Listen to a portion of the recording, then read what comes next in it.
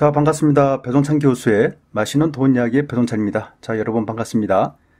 오늘 오후 6시 20분경이죠. 한일 간의 군사정보보호협정이 종료되었다고 청와대에서 발표를 하였습니다. 이제 미국과도 싸워야 되는 그런 이제 경우의 수도 발생이 될 것 같아요.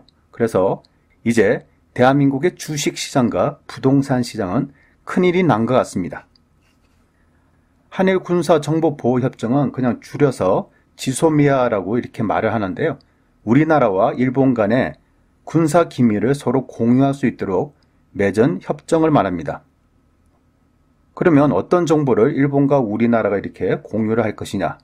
우리나라 입장에서는 탈북자들에게서 얻은 정보를 일본에 이렇게 제공하는 정보가 있겠죠. 그리고 일본 입장에서는 우리나라의 인공위성 정보를 우리나라에 이렇게 제공할 수가 있다는 거죠. 그러면 이 지소미아가 왜 이렇게 중요한가라고 한다면 중국과 북한, 러시아가 있죠. 그리고 밑으로 본다면 한국과 일본, 미국이 있다는 얘기예요. 즉 미국의 동북아 전략에 완전 미스가 났다라고 볼 수가 있다는 겁니다. 즉 한국과 일본과 미국이 공조를 해가지고 어떻게 보면 중국과 러시아를 견제하는 거 아닙니까? 특히 미국의 목표는 중국이지 않습니까? 이런 식으로 해가지고 한국과 일본이 최전방에서 중국을 이렇게 견제를 해야 되는데 그러한 의미에서 그 한국과 일본 간에 지소미아를 체결하라고 미국에 강력하게 요구를 해가지고 체결된 거잖아요. 그런데 한국과 일본 간의 지소미아를 우리나라가 파기하게 됨으로써 이제 한국과 미국과 일본의 공조가 완전히 깨졌다고 이렇게 볼 수가 있다는 거예요. 지금 일본과의 싸움도 이렇게 버거운데 이제는 미국과의 싸움을 해야 된다는 얘기입니다. 미국이 지소미아 파기는 안 된다고 그토록 강경하게 말을 했지 않습니까? 그런데 우리나라는 그런 말을 안 들었다는 얘기예요. 결국 미국에게 미운 털이 박힐 것이고요.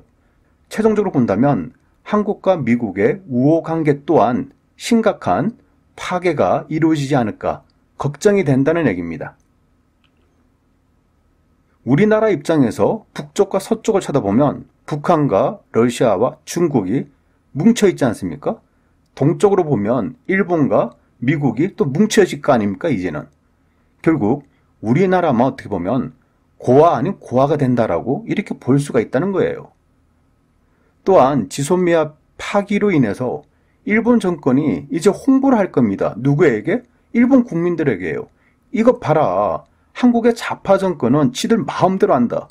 미국 말도 안 듣는다. 한미일 공조도 지들이 파괴를 한다. 요렇게 국민들한테 주장할 거 아닙니까? 요렇게 또 미국에게 얘기를 할 거 아닙니까? 그리고 일본 국민들한테도 요렇게 또 호소를 할 겁니다. 우리도 단결을 하자. 우리도 반한, 혐한 이런 감정을 우리도 부추기자. 한국 제품 불매운동 하자. 한국 안가기 운동도 우리도 하자. 일본의 시민단체, 일본의 국민들에게도 단결력을 호소할 거라는 얘기입니다. 결국 아베 우익 정권과의 싸움이 일본 국민과 우리 국민들 간에, 즉 국가와 국가 간에 그런 싸움으로 확전이 된다고 이제 볼 수가 있다는 거예요. 무엇보다도 아베 정권이 그토록 원하는 일본 국민들의 우익화에 불을 지펴준 격, 요거밖에는 안 되지 않겠습니까? 그리고 우리나라의 경제는 앞으로 어떻게 될까요?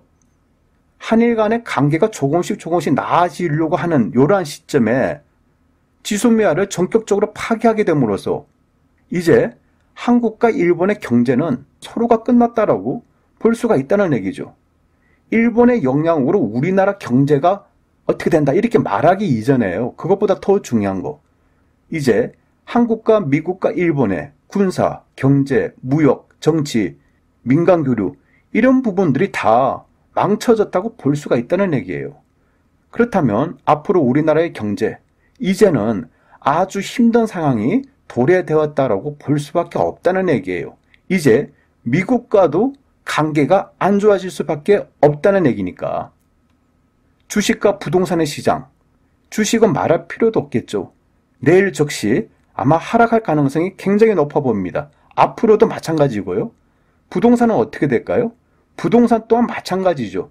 부동산은 당장 팔고 싶어도 팔리지가 않기 때문에 폭락이나 급격한 하락, 요렇지는 않다 하더라도 장기전으로 봤을 때 올 연말이나 내년으로 봤을 때 하락할 수밖에 없다는 얘기죠.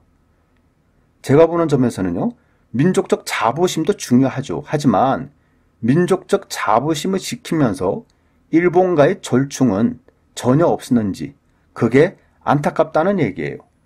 앞으로 다가올 우리나라의 경제를 놓고 본다면 암울하다는 겁니다. 이제는 미국과 일본에게까지 왕따를 당하면서 우리나라 경제가 어떻게 버틸 것인지 걱정이 된다는 얘기죠. 내일이 더 걱정이 됩니다.